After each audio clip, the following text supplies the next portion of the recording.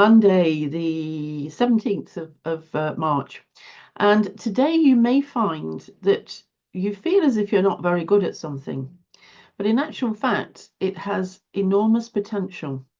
And given a really good try and a really good blast at it, you may find that you've uncovered something that you never knew about yourself, something that actually is beneficial to you if you work hard at something that you don't want to do, think you're no good at, not really interested in, might be scared of it, might be have a massive feeling of don't want to do it at all. It's the last thing I want to do on earth. And yet, right now, it is possible that that thing that you absolutely want to avoid is something that if you grasp it, pick it up and run with it, you may find it may turn out to be one of the most productive things in your life. Isn't that crazy? Right, what I'm going to do is I'm going to go to the chart and show you what this all means in astrology, what astrology means. Okay, so I'm going to share, and here we are, excuse me, with today's chart, well, this moment's chart as well. Where we here we are over here, and we have the sun at 27:20 of Pisces, and we have the North Node at 27:23, so almost there, of Pisces. Now, the North Node isn't something that lends itself to easy explanation in astrology. The reason for that is it's not a planet. It's not a part of your personality. It's not a planet describing the way you talk or the way you get angry or the way you want to nurture yourself or the way you want to tend your garden or have nothing to do with your garden, just work on a computer. It doesn't describe any part of your personality or your talents. What it describes is a part in space which is completely karmic because it's where the sun path, the apparent path of the sun, crosses the apparent path of the moon, and all of that activity rips space-time. And in doing that, it releases energy from, let's just say, another dimension or the multiverse or a different plane or the other side, whatever you want to call it. And as such, it's something that happens to you. It's not something that you're given to work with, like your ability to talk or your ability to love or your ability to think.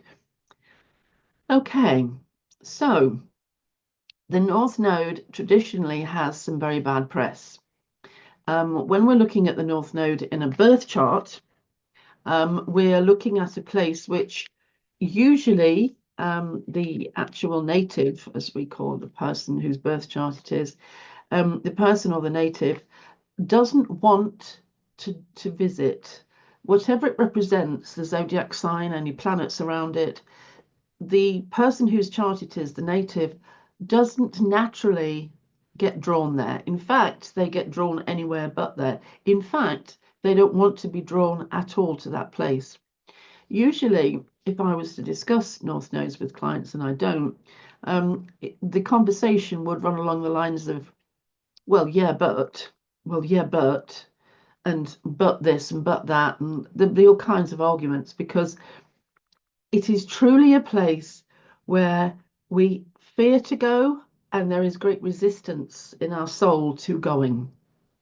Possibly because something of our soul and our spirit's knowledge understands that the energies in the North Node are not of this world.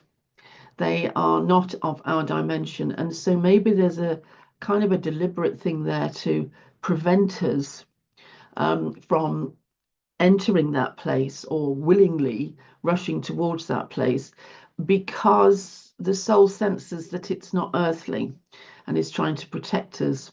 It's kind of like our fear of dying stops us from actually dying because we have a fear and we hold back. It's that kind of fear.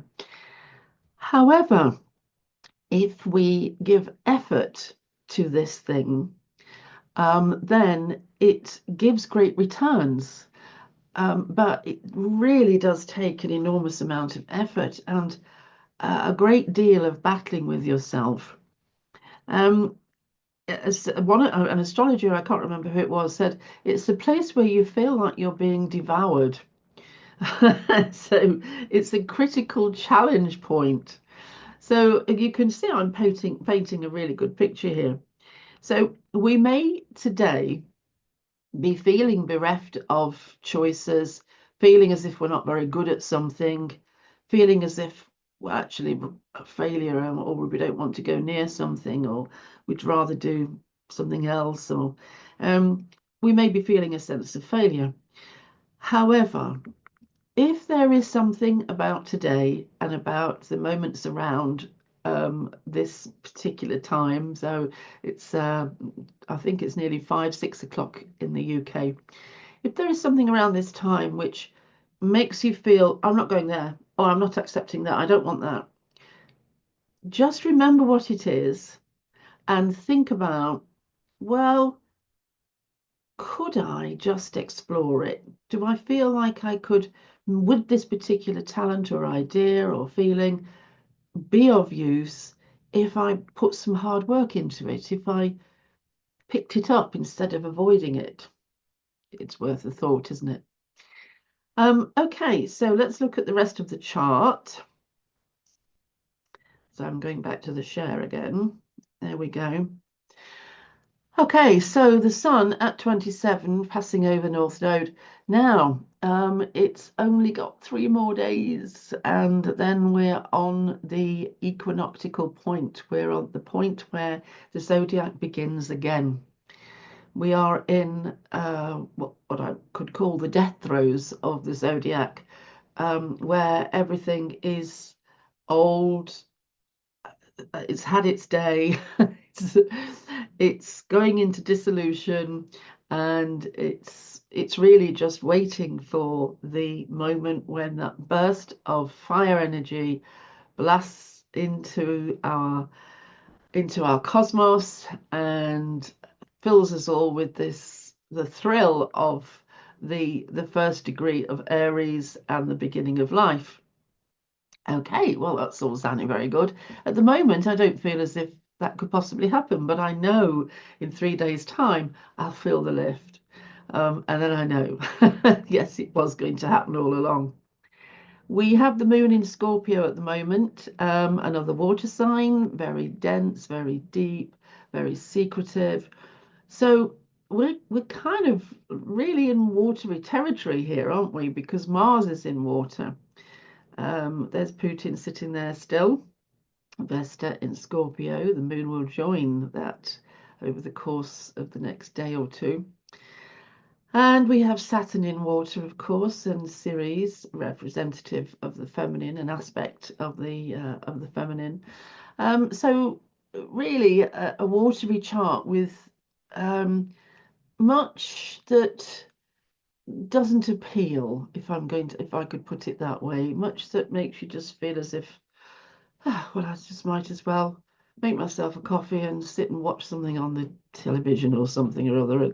It's not one of those days where you want to leap into you know